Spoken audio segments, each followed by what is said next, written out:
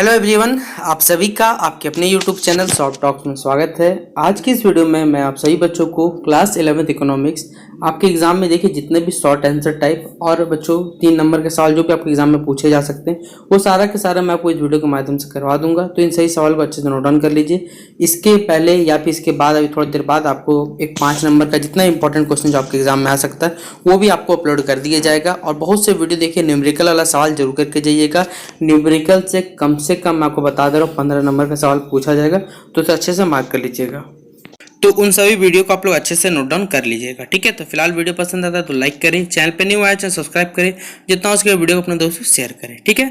तो पहला सवाल हमारा ये कि लॉरेंज वक्र क्या होता है, क्या है।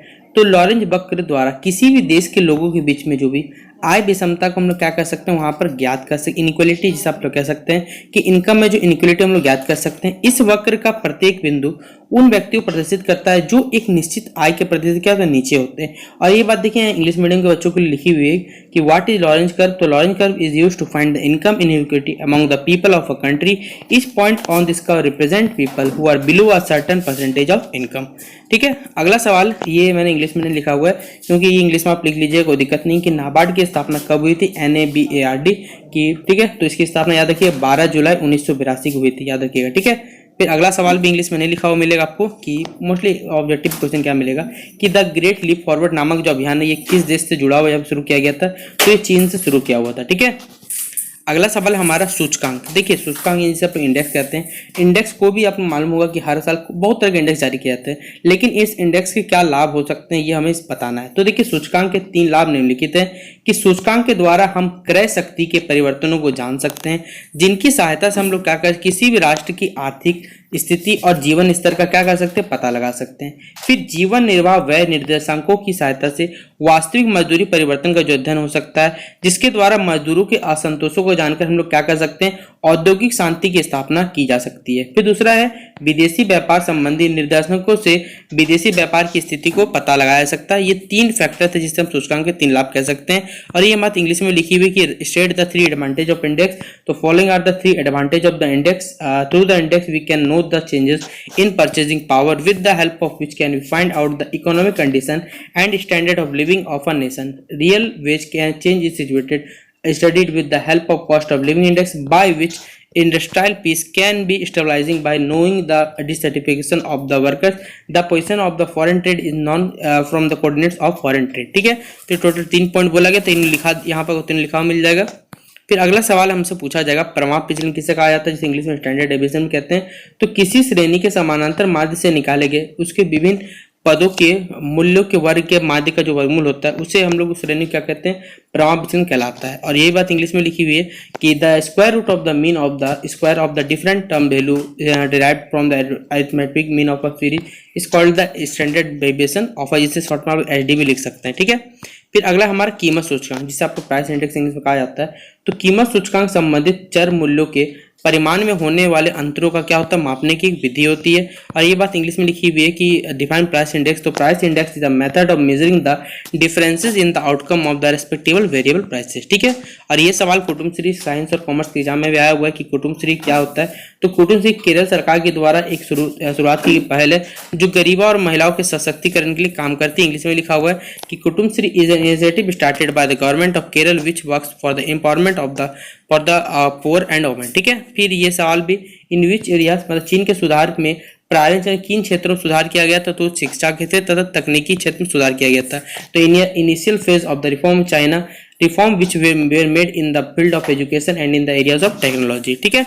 फिर अगला सवाल ये 3 नंबर आपसे पूछा जा सकता है कि काम के बदले जो अनाज कार्यक्रम होता है कि अर्थ को स्पष्ट हमें क्या समझाना है। तो देखिए काम के बदले अनाज कार्यक्रम नवंबर 2004 में देश के 150 जो सर्वाधिक पिछड़े जिलों में इस उद्देश्य के साथ शुरू किया गया कि पूरक वेतन रोजगार के सृजन को क्या बढ़ाया जाए।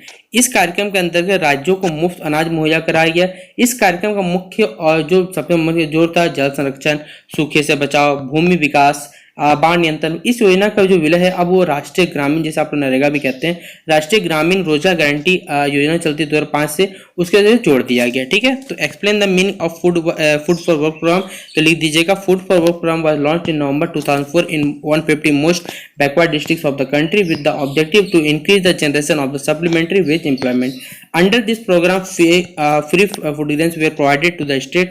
The main emphasis of the program on water conservation, drought prevention, land degradation, flood control. This scheme has now been merged into the with the National Rural Guarantee Scheme 2005. ठीक है, अगला है हमारा व्हेन वाज द संसद आदर्श, सीधा बात है, सांसद आदर्श ग्राम योजना की शुरुआत कब हुई थी? तो याद रखिए 11 अक्टूबर 2014 को ये अभियान शुरू किया गया था और ये सवाल साइंस और कॉमर्स के एग्जाम में पूछा गया था, तो वीवीआई कर लीजिए, आपके एग्जाम में भी ऐसा सवाल पूछा जा सकता है। देखिए योजना वाला सवाल आपके एग्जाम पेपर में एकदम आएगा, पहले बता देता हूँ, ठीक है। फिर अगला सवाल आपसे पूछा जाएगा कि when was one child policy start, देखिए चाइना में एक संतान नीति, और ये भी सवाल आया हुआ है, तो याद रखिएगा 1979 में क्या हुआ था, ये नीति अपनाई गई थी चाइना में, एक संतान नीति, मतलब एक वन चाइल्ड पॉलिसी। फिर अगला है हमारा मनरेगा, ठीक है, मनरेगा अधिनियम कब अपनाया गया? तो याद लागू किया गया था, पूछा, तो याद रखिए लागू कब? फरवरी 2006। लेकिन पूछा गया था, देखिए कि यहाँ पर आपको एक सवाल दिया होता साइंस और कॉमर्स के एग्जाम में कि आपको एक शॉर्ट नोट लिखना था, किस पे? Mahatma Gandhi national rural empowerment act, जो भी हम लोग पढ़ रहे हैं, MNREGA, ठीक है, 2005 में अधिनियम आया था, ठीक है। ये क्या था बताना है हमें इसके अंतर्गत। तो देखिए महात्मा गांधी राष्ट्रीय रोजगार गारंटी अधिनियम 2005 पर हमें एक संक्षिप्त टिप्पणी लिखनी है। आप देखिए ये सवाल आपको वहाँ 3 नंबर पूछा गया था, हो सकता है कि आपके एग्जाम के पेपर में ये सवाल 5 नंबर का पूछा जा सकता है, क्योंकि ये बड़ा सवाल है, कुछ भी देखिए इससे सवाल पूछा जा सकता है। मान लीजिए इस सवाल को जस्ट चेंज किया जाएगा कि महात्मा गांधी नेशनल या फिर मनरेगा पर क्या करे, आपके जो भी विचार है उस विचार को व्याख्या करके लिख सकते हैं कि महात्मा गांधी अधिनियम किस प्रकार लागू किए, बहुत सी बातें यहाँ पर पूछी जा सकती है। तो ये सवाल को अच्छे से आप लोग अपने से बना सोच लीजिएगा किस प्रकार आपको लिखना है इसमें, ठीक है। तो देखिए यहाँ पर लिखी हुई है कि महात्मा गांधी राष्ट्रीय रोजगार ग्रामीण गारंटी अधिनियम 2005 पर एक संक्षिप्त में, इस अधिनियम का नाम बदलकर पहले बात तो महात्मा गांधी राष्ट्रीय ग्रामीण रख दिया गया था, गारंटी अधिनियम कर दिया गया। यह अधिनियम प्रत्येक वर्ष देश के 200 जिले में प्रत्येक ग्रामीण परिवार को 100 दिन का काम मुहैया कराता, सीधा बात से काम होता है। और बाद में इस योजना का देखिए जो विस्तार था वो लगभग 600 जिले तक कर दिया गया था।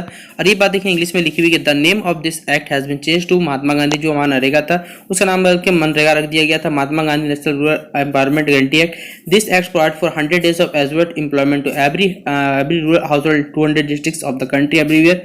Letter this scheme will be expanded to 600 district, ठीक है। तो ये इसका आंसर लिख दिया गया, ठीक है। आप लोग इसे नोट डाउन कर लीजिएगा, जो भी इंग्लिश मीडियम के विद्यार्थी है चाहे हिंदी मीडियम के विद्यार्थी है। और ये वाला सवाल देखिए मैंने 5 नंबर के सवाल में करवाया हुआ है, तो ये सवाल जरूर देख लीजिएगा आप लोग कि भारत में निर्धनता के कारण, ये सवाल आया हुआ है। पहले बता देता हूँ, ये सवाल साइंस और कॉमर्स के एग्जामिनेशन आया हुआ है कि क्या कारण है कि भारत में निर्धनता का कारण होता है, ये हमें बताना। इंग्लिश में लिखा हुआ एक्सप्लेन द कॉजेज ऑफ, या फिर discuss the cause of poverty, या फिर भारत में निर्धनता क्या कारण है, इस पर चर्चा करिए। जो भी बातें इस तरह के सवाल जो भी रहे इसका आंसर यही होगा, इससे नोट डाउन कर लीजिएगा। 5 नंबर के सवाल आपसे पूछा जा सकता है, हिंदी में पूछा जाए, इंग्लिश में पूछा है, दोनों आप लोग लिख सकते हैं, ठीक है, जो भी विद्यार्थी है। तो ये था आप सभी बच्चों के लिए क्लास 11th इकोनॉमिक्स का। मैंने आपको जितना भी शॉर्ट आंसर टाइप, चाहे आपको 2 नंबर या 3 नंबर जितना पूछा जाएगा आप लोग उसे लिख सकते हैं। आशा करता हूँ वीडियो पसंद आएगा, वीडियो पसंद आया तो वीडियो को लाइक कर दीजिएगा, जितना हो सके वीडियो को अपने दोस्तों शेयर करिएगा। मिलते हैं चलिए अपने नेक्स्ट वीडियो पे, और नोटिफिकेशन बेल आइकन पे क्लिक कर लीजिएगा ताकि जब भी नेक्स्ट वीडियो आए नोटिफिकेशन मिल जाएगा। डिस्क्रिप्शन बॉक्स में प्लेलिस्ट का लिंक है, प्लेलिस्ट के लिंक पे क्लिक करके सारा वीडियो जरूर देख लीजिएगा, न्यूमेरिकल का तो जरूर देखिएगा, ठीक है। तो चलिए मिलता है।